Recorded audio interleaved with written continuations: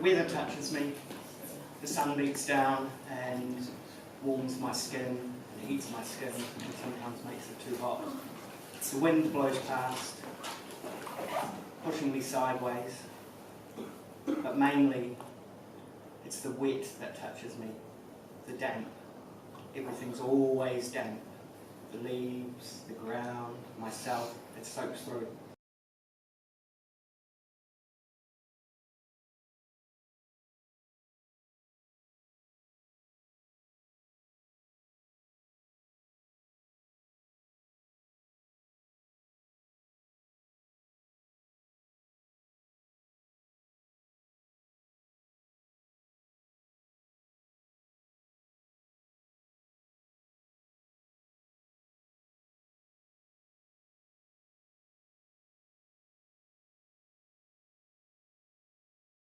It's estimated that probably 80% of us at one point in our lives are within a very small distance of ending up homeless. It can happen far more easily than most of us realise. And of course, homelessness is a really wide definition. So have you ever ended up sleeping on a friend's couch because you didn't have a place to live? So couch surfing is a form of homelessness. You don't have a place that you can say, this is a place that I can call my own, then you are in danger of being homeless. And it's a short trip from your mate's couch to the door. In New Zealand, which is a wealthy country relative to the rest of the world, there's an 11-year-old girl trying to do her homework by torchlight in the back of a van. It's just wrong. It's against the values of what I think New Zealand's about. I grew up in a bit of a hard neighbourhood. My background was pretty hardcore, really, where once we warriors was still around, where there was drinking and drugs and smashing people up and all that, and then that was my role model. Really, that was really my role model. Really, is go to the pubs and go get drunk and then go outside and have a big fight. Before this project, I think I knew in an intellectual sense that nobody wants to be homeless. Nobody chooses to be hungry and cold and shivering in a southerly and hasn't eaten properly, and to be marginalised and glared at by people walking past on the street or ignored or socially excluded. Nobody chooses that, and I knew that in my head, but this project has made me not just think it, but be able to see ways to be it and do it. There is a really negative perception sometimes around homelessness, and you kind of see that when people talk about, I'm really worried about all these beggars that are around. It's like, well, have you thought about what the root cause of why they might be doing that is? So yeah, I do think it's important that people understand how people end up in these circumstances. Nobody was at home for long periods of time in my growing up days. My brothers and sisters were in Wellington here, and they had their own lives, and I was just at home alone. My parents were at the pub after work. They'd go to the pub, stay there till it closes. So I spent a lot of time by myself. And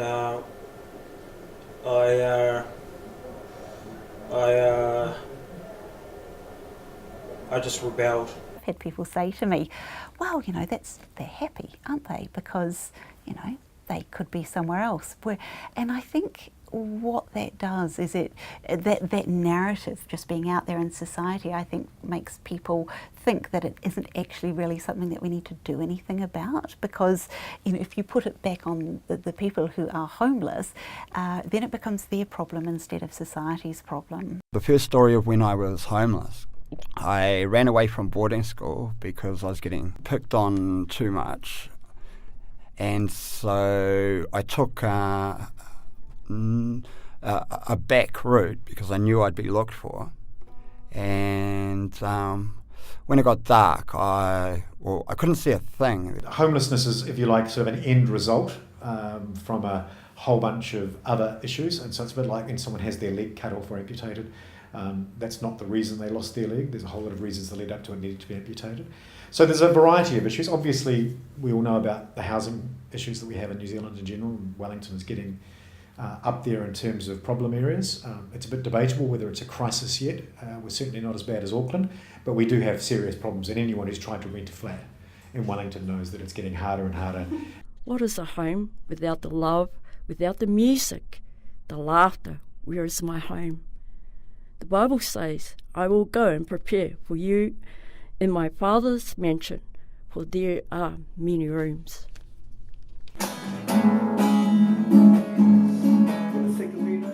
Today in class, Manu came with a Māori song he wanted us to learn, record with him and sing. It was such an awesome experience. It was cool to have one of the taonga be the teacher, since it often seemed the other way around. It was also really cool to do something as a collective group.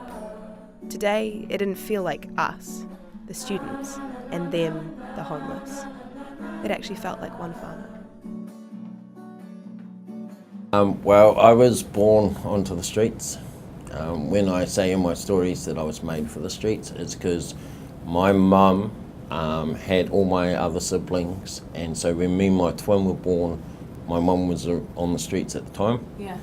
So I was born onto the streets. At Massey, for example, you've had the Human Library Project, which fantastic project, and I can't believe that people think it's a radical idea that if we're going to talk about homelessness, why don't we get a bunch of guys in the room that are actually homeless and have a chat with them about their experience. There's a lot of people that just don't understand, or they kind of fear it in a way. And yes, they do treat us quite bad. They tell us to get homes, they tell us to get jobs, quite angrily, I must admit. They do abuse us, but the ones that have been out for a while tend to not react back. The ones that have just come out to the streets, they haven't found the mellowness or the patience to deal with it. Te Hā Tangata, the project came about last year when the CEO of Ngāti Kahanunu Whānau Services, Joe Taiti, applied to UNESCO for funding to run a human library. And I was included in the email, and I got really excited about it because part of the kaupapa of the soup kitchen is listening to and hearing the stories of the people that that come into the soup kitchen each day. So, to be able to see our guests or our taonga in this project as real people with real feelings, I think is critical in removing the humanless factor around that word homelessness. So quite often people pass by, particularly rough sleepers, or they might pass by cars with people living in it, or they may have people who are homeless living next door, sleeping on the couch. But how many of our community actually engage with people who find themselves homeless? A project like this one, which is actually about helping to give voice to those people, is really important as well, because then it's their direct story rather than cycled through me or John Campbell. This project has been incredible. Going into this class, I had absolutely no idea of how much impact this project would have on my life. It goes far further beyond being just a university paper. For once, I really don't care what grade I get because I know that I've helped people. I could fail and I'd still feel successful. I can remember my first night in the Puni Boys' home. I was locked up. I was taken from the courthouse to a Puni Boys' home and put in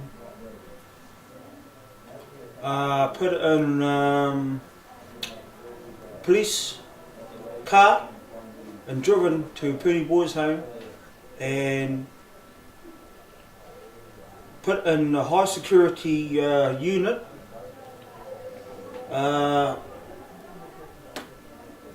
All concrete and steel.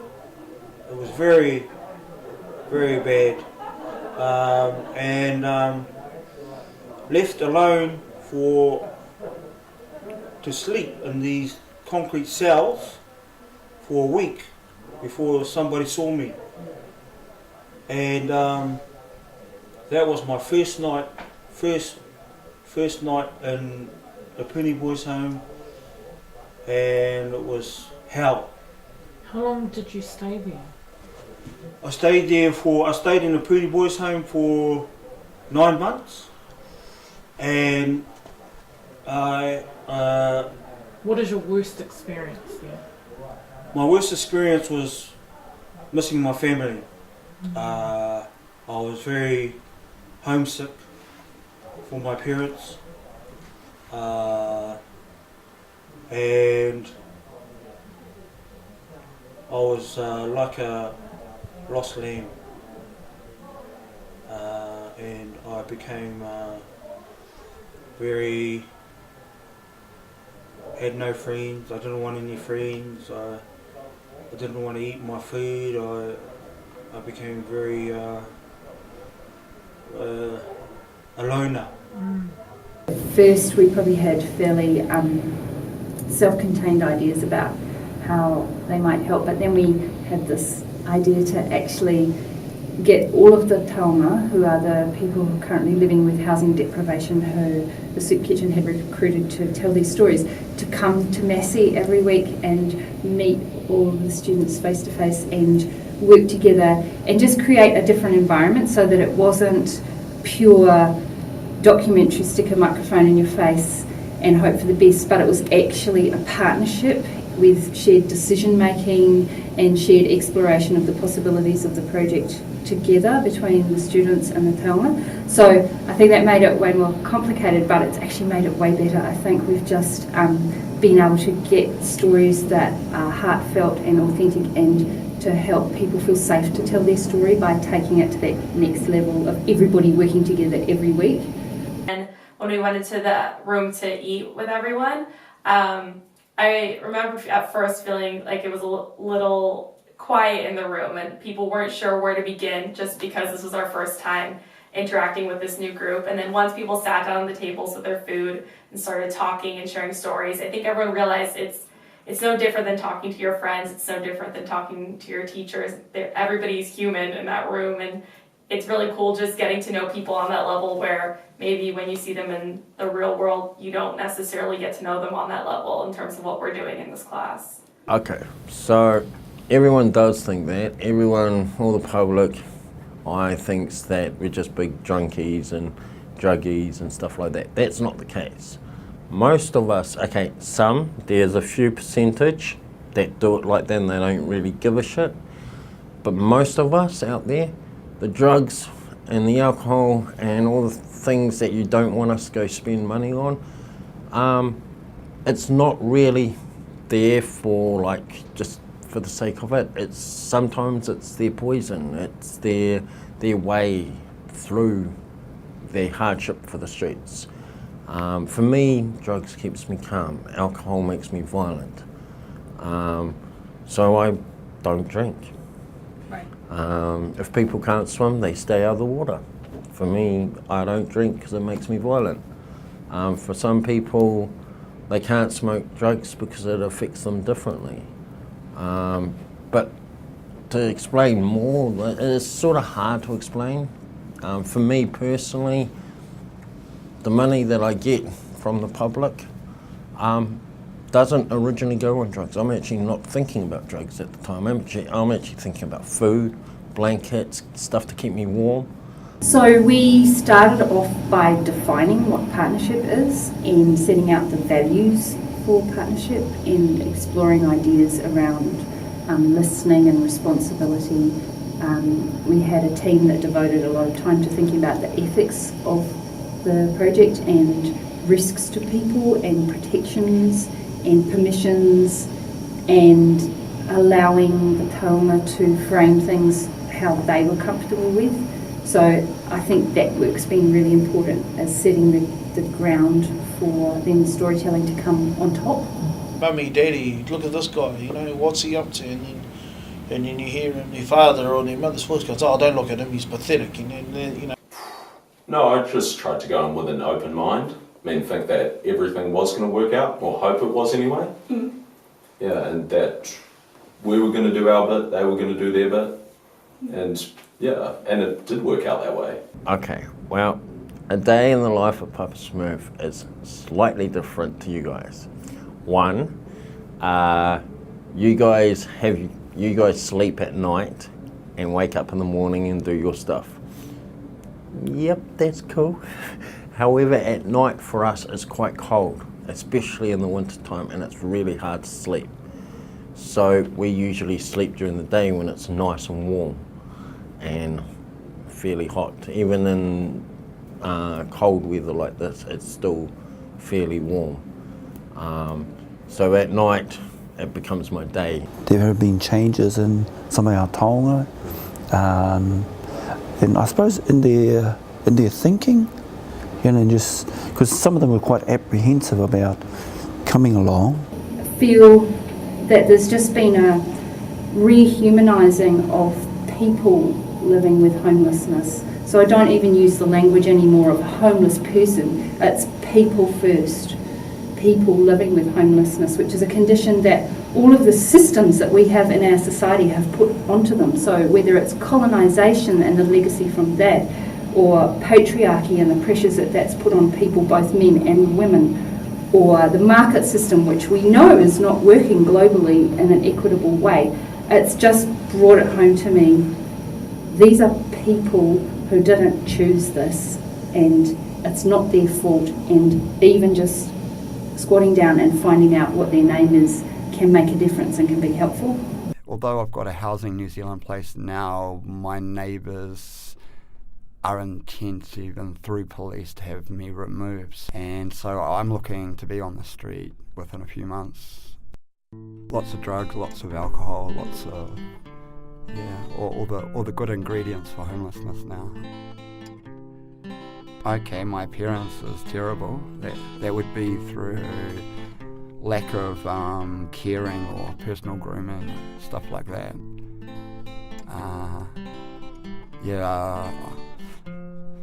I'm a bit apprehensive about smiling because every now and again one tooth goes AWOL and I don't have the cash to go get a dentist, so I just rip it out myself.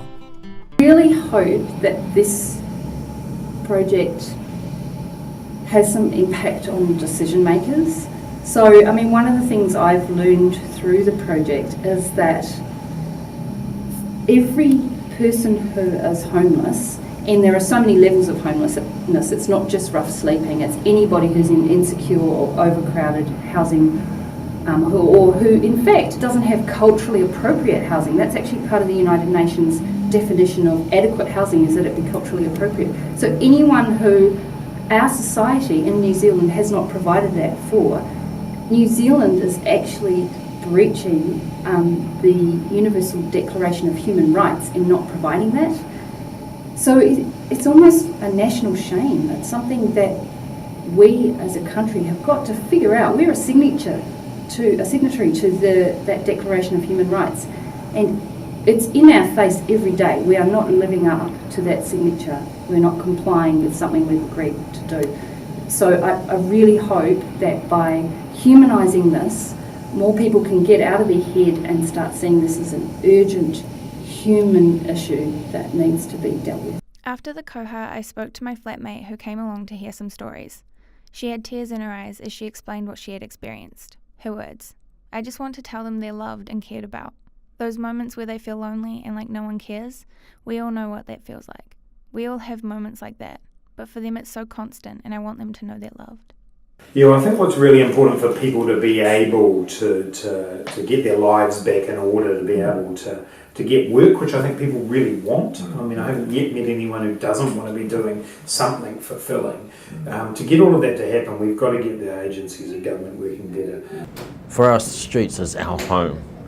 So if you leave rubbish in our home, we will come up to you and say, "Can you please put that in the bin? Because I wouldn't come to your house and trash it. So why come to my house and trash it?" So it's fair. Yeah. And so that's why you see a lot of main street life, they pick up all the rubbish. Even the cleaners do it for us, and we get it vacuumed for us every morning and every night. We still like to pick up the rubbish, we still like to keep our streets clean, because it's our home in the end, until we can get a better home, an upgraded version. If it would just stop one person from assuming something that's not true and enacting on it. Whether that's all homeless are losers, or all homeless don't have jobs, or all homeless don't deserve to function or live within a society, or any number of those kinds of things. Society, to me, I think, we are a society, we are a community, and everybody's life is better if you can help the people at the bottom. So inequality in New Zealand is growing, and that is something that we all need to well, I think we all need to do something about. And even if the way you go about that is by serving some meals at a soup kitchen, then it all contributes. You know how you see an eagle soaring, right? Soaring over everything, just seen from his eye point down on the earth, to be that high and just to see everything, but without it touching you or causing you grief, like I've had in my life. It's been quite painful, but I felt so free of being owned, I suppose. I restricted what I was allowed to do. I didn't want to. I wanted to be free. I wanted to just soar. Well, I think it's a whole community responsibility to be able to deal with the issues of homelessness, of poverty, of isolation from communities. I think the biggest thing that we can do at a central government level is adopt what's called a housing first approach. If you actually provide people with secure, safe, warm, dry housing that they know is their place, that's their stability and their core to then be able to address a whole host of other issues. There are people out there, we're spending well over $100,000 a year essentially keeping them on the street. So every time a police officer gets called to a problem, there's $1,000. Every time someone ends up at A&E, there's $2,000. Every time someone goes to court, there's $5,000. Every time someone goes to prison for a year, there's $100,000. Whereas for $80,000, we could put that person in a house and wrap social services around them, basically 24/7 if we wanted to. So, when we start to see those agencies working together and putting that stuff, it becomes obvious. Actually, it's cheaper in the long run for us to help someone than it is to just leave them out there. If we don't share stories, I think we're missing out on a lot of learning from other people and experiences and understanding and empathy and just your ability to see another side to things than you might just from your own perspective. Strumming with the rhythm that then drives me. Dear Manu, thank you for opening your heart to us and telling us your story. You've taught us so much over the past 10 weeks. You've taught us to love far and wide. You've taught us determination. You've taught us to chase after our dreams and not stop until we've caught them. You've taught us that music can heal just about anything. You've taught us to be confident in who we are. But most of all, you've taught us to never judge anyone until you've had a proper conversation with them. We're so grateful for everything you've taught us, and I will never forget the conversations we had. This experience has taught me a lot. It's taught me that my story is worthwhile telling, and the effect of my story on people would be a good one, and that's what I want. I want it to be a story that people will say, let's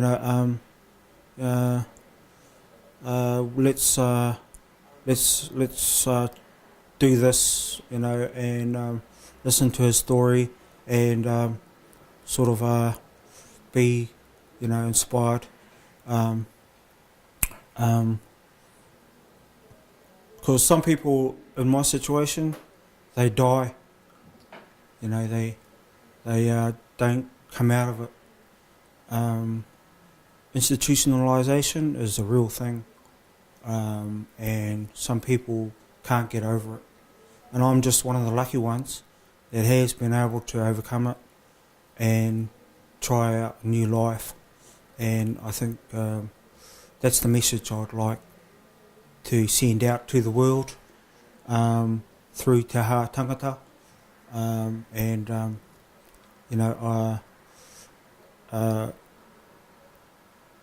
yeah, and you know, move on. Keep moving on. Keep moving on is the message.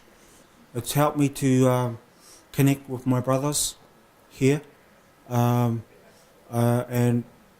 have a connection that is lifelong.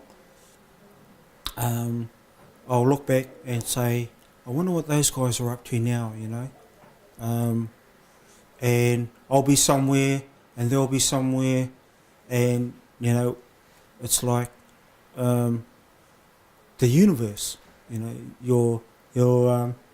you're part of the universe now, eh? Part of the universe.